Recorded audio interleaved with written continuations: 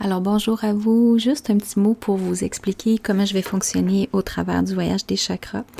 Je vous fais faire un voyage au travers de vos chakras et je vous explique un peu comment ça devrait être, mais je vais vous amener surtout à vous questionner sur comment fonctionne l'énergie dans vos chakras, comment vous percevez votre chakra. Alors, n'hésitez surtout pas à mettre les méditations sur pause. Je vous invite à garder papier et crayon sous la main pour noter vos impressions. Et à la fin, on fait 2 visualisations. La première, c'est vraiment de voir votre chakra, de quoi il aurait l'air. Vous écrivez, vous dessinez, libre à vous. Et ensuite, on revient pour venir équilibrer tout ça parce qu'évidemment, je ne vais pas vous laisser en plan non plus. Alors, bon voyage!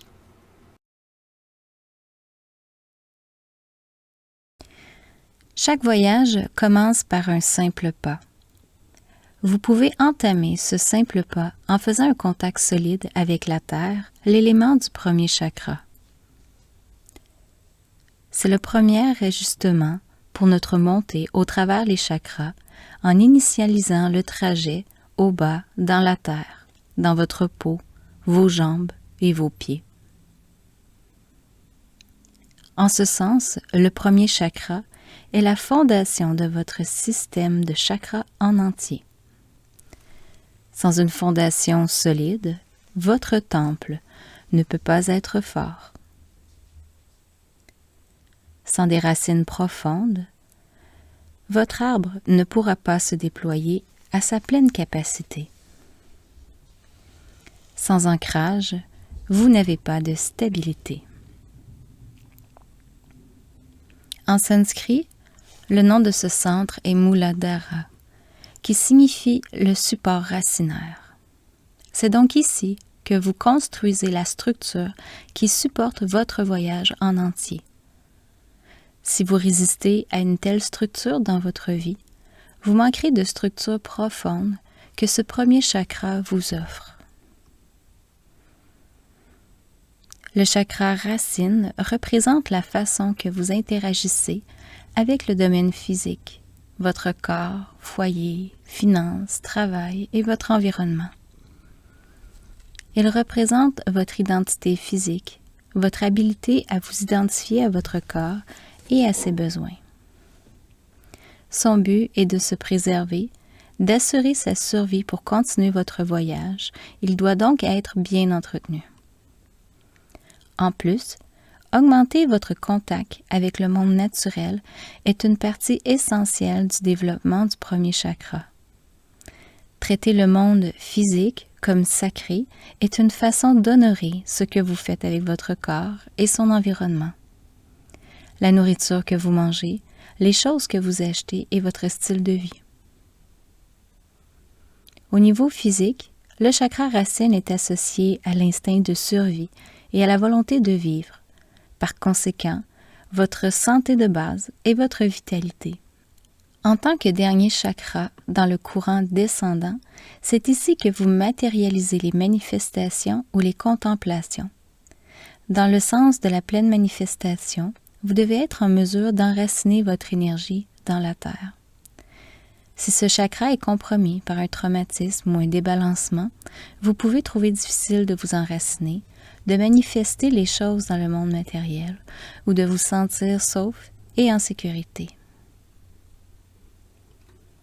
Enroulé dans le triangle qui pointe vers le bas de votre premier chakra, il y a la déesse du serpent dormant, la Kundalini Shakti. Lorsqu'elle est réveillée, elle s'élève vers les autres chakras, les transperçant chacun à leur tour.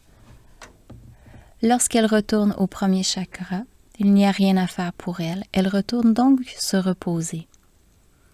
C'est ici, dans ce premier chakra, que vous retrouvez votre énergie initiale, vitale. C'est donc ici que vous pouvez vous nourrir et vous remplir à travers votre repos.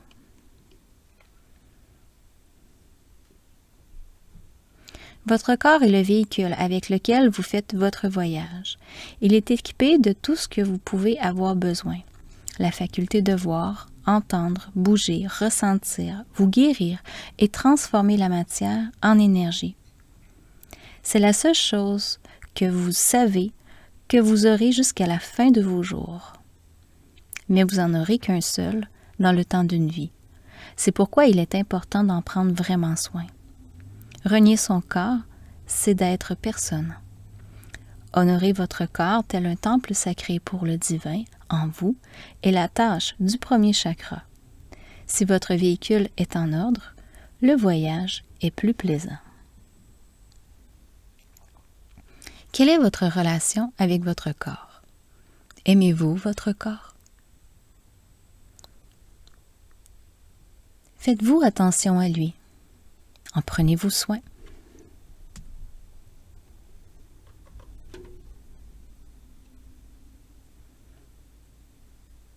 Voulez-vous apporter des améliorations dans votre corps, en lien avec votre alimentation, de l'exercice, ou lui apporter une attention médicale? Les éléments suivants peuvent être des pistes de mauvais fonctionnement de votre premier chakra. Du mal ou de la douleur aux jambes, aux pieds, ou les os en général, de la constipation ou de la diarrhée, un débalancement intestinal, ou des problèmes chroniques de santé. Le premier chakra représente l'instinct de survie. Lorsque la survie est compromise, les glandes surrénales inondent le corps d'adrénaline et de cortisol pour vous préparer à combattre ou vous enfuir. Si elles sont perpétuellement en ce mode, dans de hauts niveaux de stress ou traumatiques, les glandes surrénales deviennent déséquilibrées. Elles sont aussi associées au troisième chakra puisqu'elles sont situées dans cette région juste au-dessus des reins. Ces glandes sont révélatrices de ces deux chakras puisqu'elles sont influencées par le danger de survie et elles aident à énergiser le corps pour le mettre en action. Votre foyer est l'endroit physique que vous occupez, une manifestation de votre conscience. Regardez l'intérieur de votre foyer et voyez si vous ressentez qu'il vous supporte et vous nourrit.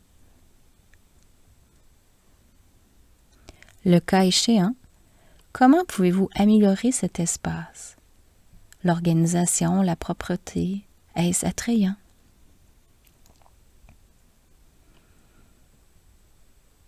La plupart des gens passent la majorité de leur temps au travail. Comment associez-vous votre travail à votre style de vie et comment vous supporte-t-il adéquatement sont des aspects très importants du premier chakra.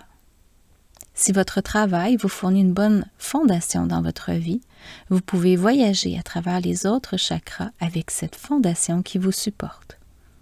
Le cas échéant, votre travail vous ramènera toujours à des problèmes reliés à votre chakra racine.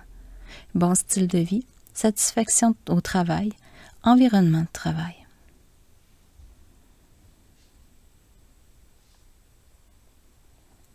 À côté de votre travail, vous devez gérer vos finances. Certaines personnes évitent ou sabotent carrément cet aspect de leur vie, alors que d'autres le gèrent très bien. La gestion des liquidités, la gestion des dettes, le suivi de la comptabilité. L'environnement plus large autour de vous fait également partie du premier chakra. Est-ce que cet environnement vous supporte? Êtes-vous connecté avec ce qui peut influencer la santé de votre environnement? Le temps que vous passez à l'extérieur, des voyages dans la nature, sensibilisation aux problèmes environnementaux près de chez vous. Demandez-vous, lequel de ces éléments vous interpelle le plus? Corps, foyer, travail, finances, environnement. Avec lequel avez-vous le plus de résistance? Lequel a été le plus négligé? L'enracinement est la faculté de maintenir un contact dynamique entre votre corps, la terre et la réalité autour de vous. Une personne enracinée est dynamique, en vie, pleinement présente dans le ici et le maintenant. Une personne enracinée ne s'enfuit pas, ne sort pas de ses gonds, n'est pas distante et n'évite pas de gérer les aspects banals de la vie. Une personne enracinée est une personne solide, fiable, présente et gère la vie de façon réaliste. L'enracinement neutralise les effets du stress tout en améliorant la joie de vivre. Sur une échelle de 0 à 10, évaluez votre degré d'enracinement dans votre vie quotidienne. Est-ce que vous restez enraciné sous le stress ou les défis? Le premier chakra représente votre identification physique et l'instinct à travers la survie et la préservation. Lorsque le chakra racine fonctionne bien, vous vous sentez sain et sauf et en sécurité. Lorsque votre survie est compromise, vous ressentez naturellement de la peur. Si la peur devient une habitude à travers le stress ou les traumatismes répétés, vos mécanismes de survie travaillent trop, sont en surcharge et relâchent des hormones de stress dans votre corps et contraignent votre champ énergétique. La peur devient le démon du premier chakra. La peur est appropriée lorsqu'il y a une vraie menace, comme si un assaillant vous poursuit dans la rue, mais elle peut être inappropriée ou excessive dans d'autres situations lorsqu'elle n'est pas voulue. L'inquiétude est une peur inappropriée dans une moindre mesure. L'inquiétude vous met dans votre tête. Vous pensez de façon obsessive à quelque chose qui n'est pas encore arrivé et qui n'arrivera peut-être jamais, et qui interfère avec votre habilité à être pleinement présent. Faites une liste des peurs qui vous tourmentent. À côté de chacune, posez-vous la question, si cela arrivait, quel serait le résultat? Et inscrivez la réponse. Et reposez-vous la question encore, jusqu'à ce que vous arriviez à la racine de votre peur. Vous verrez que plusieurs de vos peurs sont irréalistes. Sur une échelle de 1 à 10, combien d'énergie dépensez-vous à vous protéger de ces peurs? Tous ces scénarios, ces peurs de prendre des décisions, de vous mettre en action. Qu'est-ce que vos peurs vous empêchent de faire? De faire ce que vous voudriez vraiment faire? Examinez chaque peur et demandez-vous combien cette peur me contrôle. Quelle est la vraie probabilité que cette peur se réalise? Les droits fondamentaux reliés au chakra racine sont doubles et très rattachés l'un à l'autre. Le droit d'avoir et le droit d'être ici. Les chances sont que si vous avez un problème avec un, vous avez un problème avec l'autre. Le droit d'être ici signifie d'être confortable avec le droit d'occuper pleinement votre corps et votre vie et de prendre une quantité raisonnable d'espace pour le faire, ni trop, ni pas assez. Si vous êtes inconfortable avec ce droit, probablement que vous vous excusez pour des choses très simples. Vous ressentez que vous avez besoin de mériter votre droit d'exister à travers vos actes ou vos justifications, ou vous vous retenez dans des situations ne participant pas pleinement à votre vie. Le droit d'avoir commence avec ce dont vous avez besoin pour survivre, et cela dépend vraiment de votre droit d'être ici. Le droit d'avoir peut inclure le droit au succès, à la prospérité, à du temps pour soi, au plaisir, à l'aventure, aux amis et à plein d'autres choses. Par exemple, vous êtes peut-être confortable avec le fait d'avoir beaucoup d'amis, mais vous pouvez l'être moins avec la prospérité ou prendre du temps pour vous. Si vous ne développez pas votre droit d'avoir, il peut être difficile pour vous de recevoir. Si vous êtes toujours assailli par des problèmes d'argent ou de logement, vous pourriez examiner votre système de croyances par rapport à votre droit d'avoir. Comment êtes-vous confortable avec ces droits fondamentaux? Sur une échelle de 1 à 10, le droit d'être ici, le droit d'avoir. Quel événement ou personne a affecté ce droit? positivement ou négativement? Quelles croyances traînez-vous à propos de ces droits?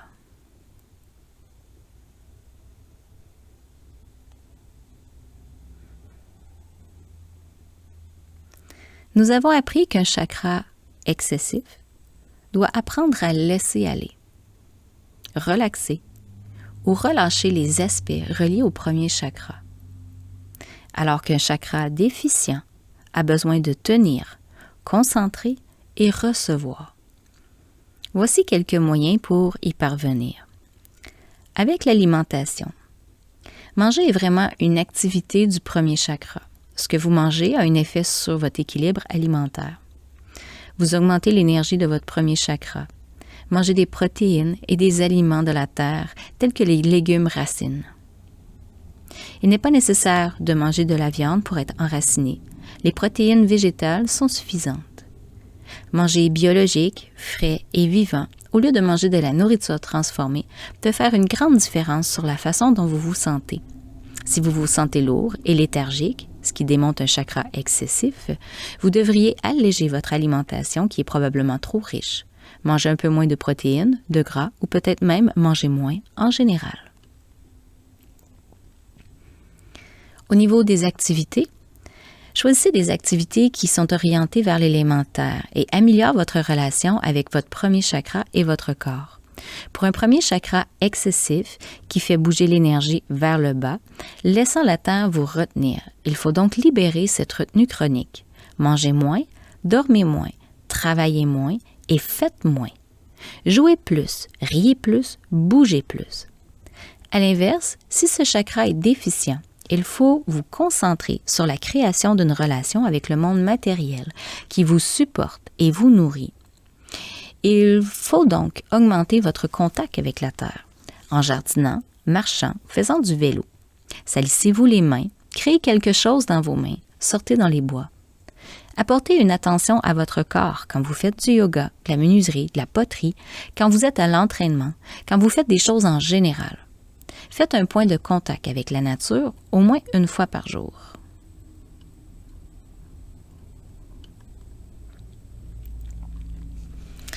Enfin, nous allons faire une petite visualisation. Imaginez votre conscience sans aucune dimension, comme un point d'éveil qui peut bouger sans le moindre effort au travers tout votre corps et votre champ énergétique. Imaginez que cette conscience possède son propre éclat et partout où vous concentrez votre attention, ça devient illuminé. Cet éclat est comme la lumière d'une lampe de poche pour illuminer votre monde intérieur. Permettez à cette conscience de descendre le long de votre colonne vertébrale, plus bas, et encore plus bas. À la fondation, à la base de la colonne, le foyer de votre premier chakra. Prenez vos mains et touchez votre corps à l'endroit où les jambes rencontrent votre torse. Et même descendre sur vos jambes, aussi loin que vos bras vous le permettent. Quelles sont les qualités de votre corps à cet endroit? Est-ce que c'est étiré ou contracté? Est-ce en santé et rempli?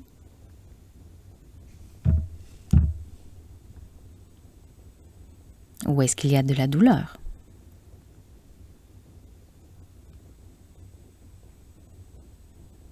C'est ici que nous allons à l'élément de la terre. Et son nom, Muladhara, signifie support racinaire, donc les racines, qui sont extrêmement importantes ici pour vous supporter dans votre vie. Quel genre de racines avez-vous? Sont-elles rares ou nombreuses? Est-ce qu'elles pénètrent profondément dans le sol ou sont-elles superficielles? Est-ce que vos racines sont confinées dans un endroit trop petit pour croître, se développer? Dans quel type de sol vos racines sont-elles plantées? Puisque ce chakra est relié à l'élémentaire, nous voulons voir si nous avons trop ou pas assez de cet élément à l'intérieur de nous. Est-ce que vous vous sentez lourd, enlisé, difficile à vous détacher du sol, difficile de vous déplacer? Peut-être que vous en avez trop et que vous avez du mal à croître à l'extérieur de vos racines. Si vous vous sentez volage, nerveux, effrayé ou instable, vague, distant, vous manquez peut-être de racines. Notez ce qui manque, ce qui doit être corrigé pour être en équilibre.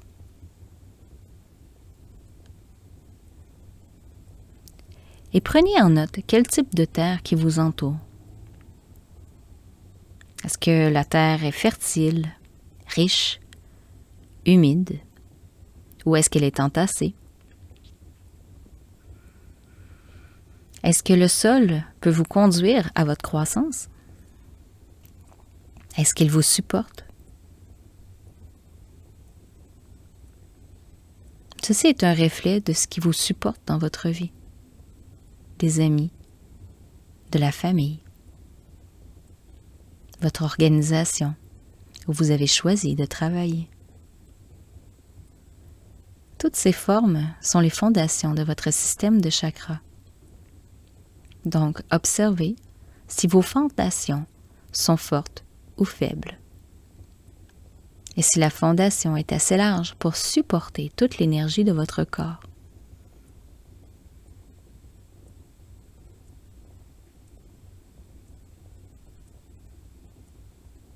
Je vous invite donc à sortir de votre méditation, de prendre papier et crayon, et je vous invite à dessiner ou à écrire vos impressions que vous avez reçues au travers de ce voyage.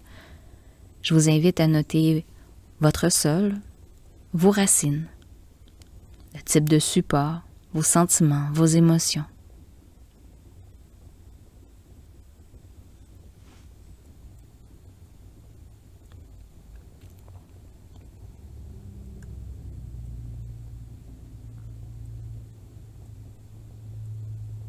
Je vous invite à revenir à la méditation, à votre visualisation, à ce que ça prend pour équilibrer ce chakra avant d'aller au prochain.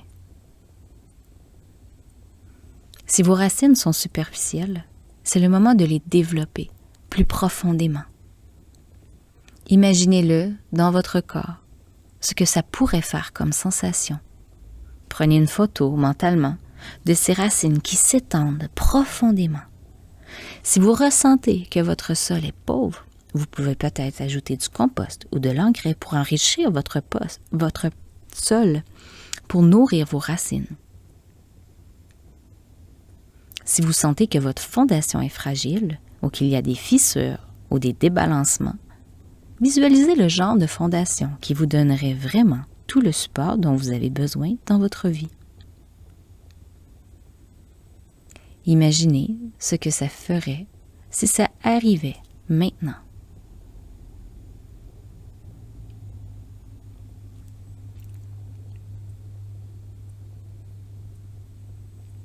Maintenant que le premier chakra est consolidé, que vous avez un sol fertile, avec l'espace nécessaire pour grandir, vous avez des racines profondes qui joignent le noyau de la terre, vous supportant et vous nourrissant. Apportez cette solidité dans votre corps, dans vos jambes, dans vos pieds et à la base de votre colonne vertébrale. Et ça monte le long de votre colonne vertébrale, jusque dans votre torse, apportant solidité à votre corps tout entier, telle une fondation pour votre vie.